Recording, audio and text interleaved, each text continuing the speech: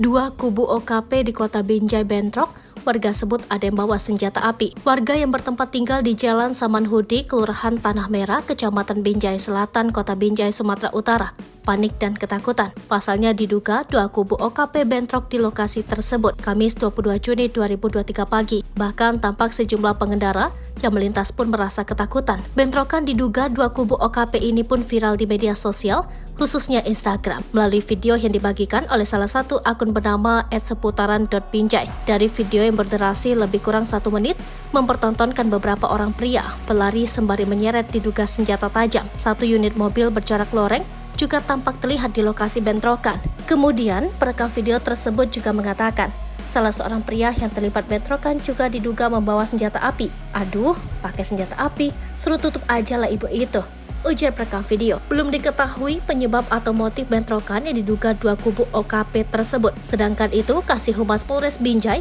Ibtu Rizwansyah, membenarkan peristiwa bentrokan diduga dua kubu OKP. Namun untuk penyebab dan apakah korban, ia mengarahkan wartawan untuk bertanya ke Kapolsek Binjai Selatan. Kejadian itu benar, masih dalam penyelidikan. Soal korban langsung aja tanya ke Binjai Selatan. Sama kita belum ada laporannya, ujar Rizwansyah. Sementara itu Kapolsek Binjai Selatan, Kompol Eva Sulastri Sinuhaji, saat konfirmasi belum memberikan komentarnya.